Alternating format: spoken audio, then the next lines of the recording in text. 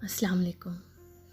ये नज़म उन तमाम बहनों के लिए कि जो ब्याह के परदेस बहुत दूर चली गई। बाबा जी, आपका ख़त मिला, यूँ लगा मेरे घर से कोई आ गया। आपका ख़त मेरे हाथ में है, ऐसा लग रहा है आप मेरा हाथ पकड़े हुए हैं, छोड़िएगा नहीं। 2 दिन से यहाँ बारिशें हो रही हैं और मैं घर में बैठी हुई हूँ। अपने घर में बारिश पे कितना नहाती थी।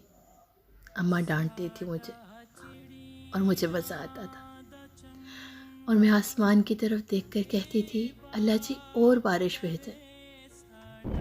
याद है अब्बा जी, एक दिन बहुत तेज़ बारिश हो रही थी, आपको मुझे स्कूल छोड़ना था और आपके साइकिल के पहिए की हवा निकल गई थी। वो मैंने निकाली थी। स्कूल नहीं गई और बारिश में नहाती रही। भाई हमेशा मुझसे लड़कर मुझे घर में ले जाता था और मैं रोती हुई आकर आपसे लिपट जाया करती थी। बाबा जी, यहाँ कोई मुझसे लड़ता ही नहीं, बहुत खामोशी है।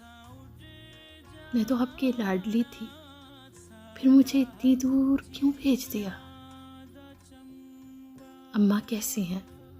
किसको डांटती हैं? चिड़ियों से बातें कौन करता है? बकरियों को चारा कौन डालता है? तुम्हारी पगड़ी में कलिफ कौन लगाता है? बहुत कुछ लिखना चाहती हूँ बाबा जी, पर लिखा नहीं जा रहा। आप सब बहुत याद आते हो। बाबा जी, नाराज़ हैं? अगर नहीं है तो अपनी लाडली को ख़त क्यों नहीं लिखा? बहुत सारी बातें आपको बतानी है। अम्मा से कहना अपनी हरी चादर तलाश करना छोड़ दे। वो मैंने चुपके से अपने बक्से में रख ली थी। जब अम्मा की याद आती है ना, तब मैं वो चादर सूंघ लेती हूँ और यूँ लगता है कि मैं अम्मा की बाहों में हूँ। तुमने जो कलम भाई के पास होने पे उसको दिया था ना, वो भी मैं ले आई हूँ। अब भाई कलम ढूंढेगा तो मुझे याद करेगा। बाबा जी, आपकी टूटी हुई ऐनक भी अपने साथ ले आई। सारा दिन शीशे जोड़ने की कोशिश करती रहती हूँ और आप सामने बैठे रहते हो। बाबा जी, इन्हीं बातों को तो याद करके मेरा दिन कट जाता है।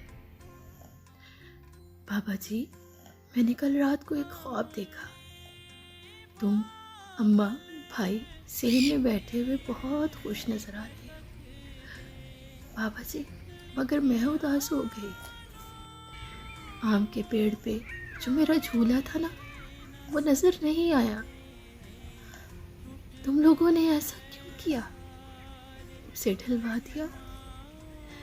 मैं अभी उसी झूले पे बैठती हूँ और कच्चे आम तोड़ के खाती। तुमने अच्छा नहीं किया बाबा जी, तुम्हारी लाडली।